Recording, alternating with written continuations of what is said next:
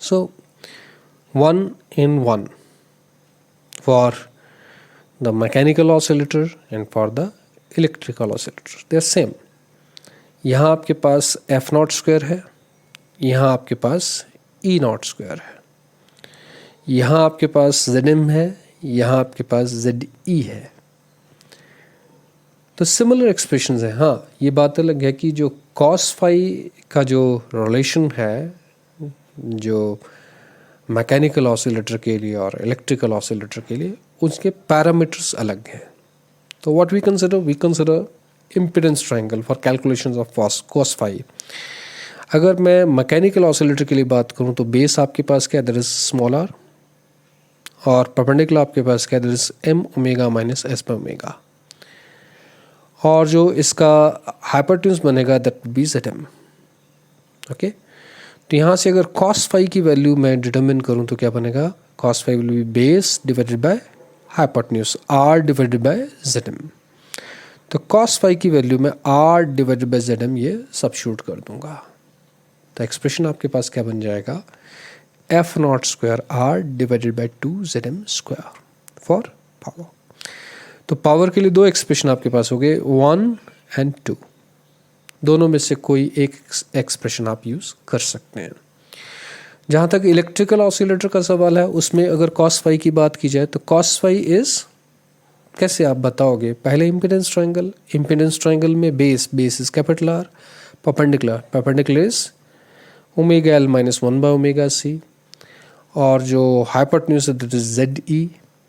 ठीक है, तो कॉस फाई क्या हो जाएगा, आर ओवर सेट ई, और ये कॉस फाई की वैल्यू आप यहाँ सब्स्टिट्यूट कर देंगे तो क्या बन जाएगा, आर ओवर जेड ई किसकी वैल्यू सब्स्टिट्यूट की है, कॉस फाई की.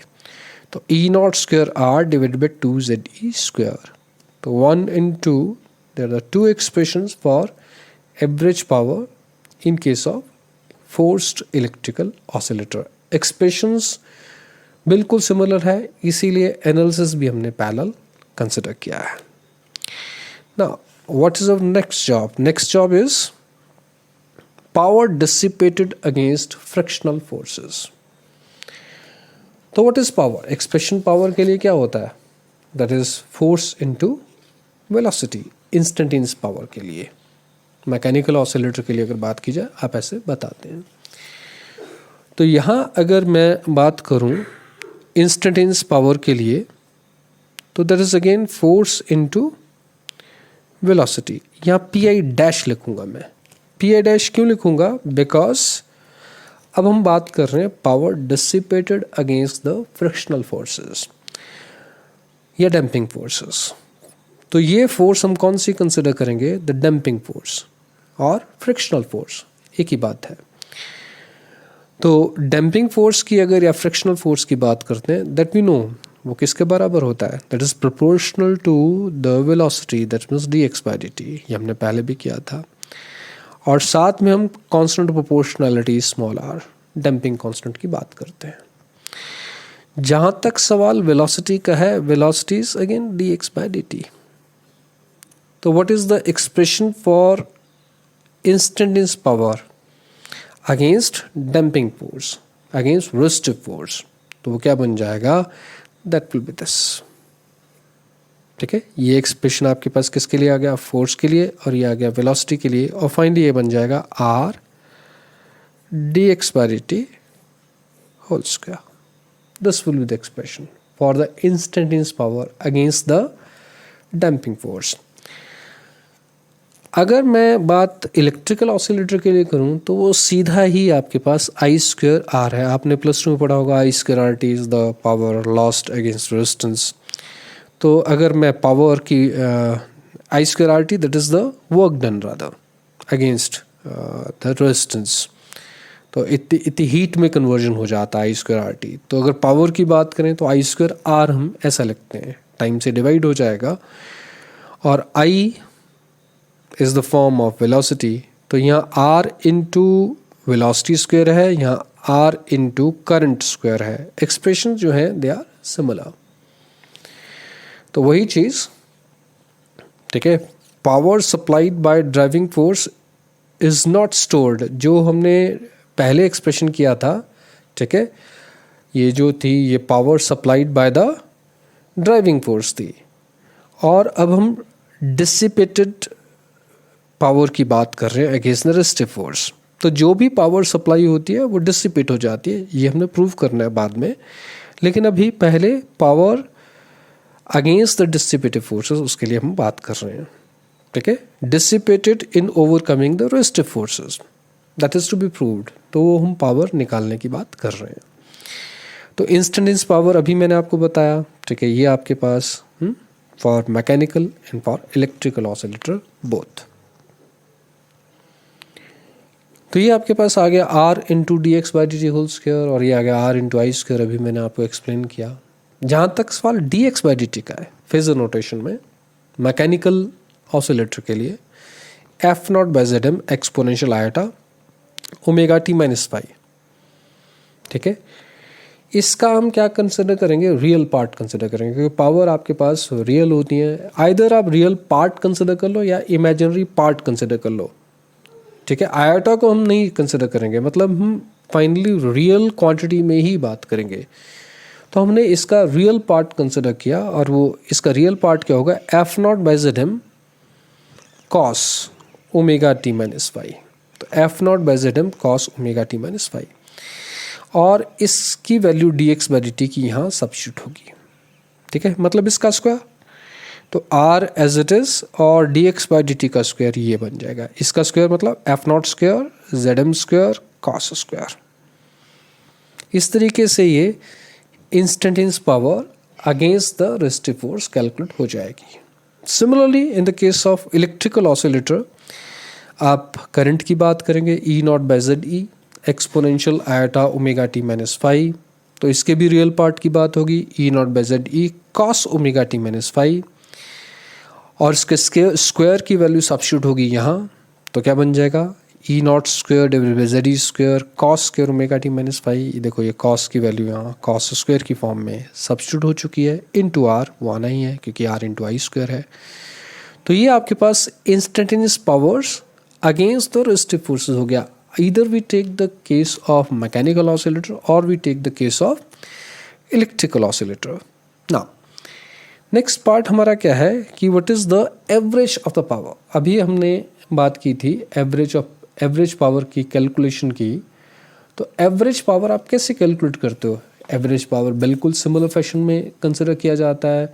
आप सम करते हो किसका, पावर्स का over one complete time period. ये 0 to capital T P I D T rather P I dash. Dash का मतलब हम किसकी बात कर रहे हैं, अगेंस्ट द रेसिस्टिव फोर्सेस जो भी पावर कंज्यूम हुई है। तो ये सम ऑफ द पावर हो गया डिवाइडेड बाय कैपिटल टी, ठीक है। ये आपके पास एवरेज पावर होगी। तो ये भी पी एवरेज डैश से रिप्रेजेंट किया गया है। अब हम क्या करेंगे, पी आई डैश की वैल्यू को यहाँ से यहाँ सब्स्टिट्यूट करेंगे। तो क्या बनेगा, R F not square Z M square. ये कांस्टेंट है क्योंकि टाइम के साथ हम इंटीग्रेशन कर रहे हैं। ये इंटीग्रेशन के बाहर आ जाएगा, R F not square Z M square, और ये टी कैपिटल टी जो है ये यहाँ रख दिया हमने, ठीक है। और इंटीग्रेशन में सिर्फ क्या रह जाएगा, cos square omega T minus phi, इसकी इंटीग्रेशन होगी। और कॉस स्क्वायर की इंटीग्रेशन आप किस तरीके से करोगे, कॉस स्क्वायर का जो इंटीग्रेशन का तरीका है वो क्या है, दैट इज कॉस स्क्वायर को हम 1 plus cos 2 theta divided by 2। Cos square theta is 1 plus cos 2 theta divided by 2, ऐसे कंसिडर करते हैं। ये 2 का फैक्टर आपके पास बाहर आ गया, और इस 1 की इंटीग्रेशन होगी, ठीक है। और cos 2 omega T minus phi इसकी इंटीग्रेशन होगी, और cos 2 omega T minus phi इसकी इंटीग्रेशन 0 होगी, हो जाएगी। ये मैं आपको कई बार एक्सप्लेन कर चुका हूँ। और 1 की integration that is 0 to capital T, जब आप इंटीग्रेट करोगे तो 1 की इंटीग्रेशन आपके पास t आएगी, 0 to capital T limit substitute होंगी। तो ये कैपिटल टी माइनस 0 मतलब सिंपली कैपिटल टी रह जाएगा, और ये कैपिटल टी, ठीक है, और ये कैपिटल टी क्या हो जाएंगे, कैंसिल हो जाएंगे, और बाकी बचेगा क्या, that is R F not square 2 Z M square. ये एक्सप्रेशन किसके लिए आ जाएगा, power against the resistive forces. लेकिन आप पिछला एक्सप्रेशन पावर के लिए देखिए, एक्सप्रेशन नंबर 2, और ये एक्सप्रेशन नंबर 3 हमने बोला, तो वो वाला एक्सप्रेशन भी इसी के बराबर था। इसका मतलब है एक्सप्रेशन नंबर 2 जो था that was the power supplied by the external force, और एक्सप्रेशन नंबर 3 जो है, जो अभी हमने डिराइव किया, वो किसके लिए है, that is power against the resistive force. लेकिन एक्सप्रेशन दोनों के क्या निकल के आए, सेम निकल के आए, that means P average that is equal to P average dash. जो एक्सप्रेशन नंबर 2 था दैट इज पी एवरेज, और अब जो हमने निकाला that is p average dash. तो average power supplied by the external driving force that is equal to average power dissipated against the resistive force. तो ये किस्सा हमने मैकेनिकल ऑसिलेटर के लिए कंसिडर किया। आप इलेक्ट्रिकल ऑसिलेटर के लिए भी सिमिलर फैशन में चलिए। तो एवरेज पावर जब हम निकालेंगे तो पी आई डैश की वैल्यू सब्स्टिट्यूट की जाएगी, और पी आई डैश जो हम बता चुके हैं वो किसके बराबर, that is r e naught square divided by z E square cos square.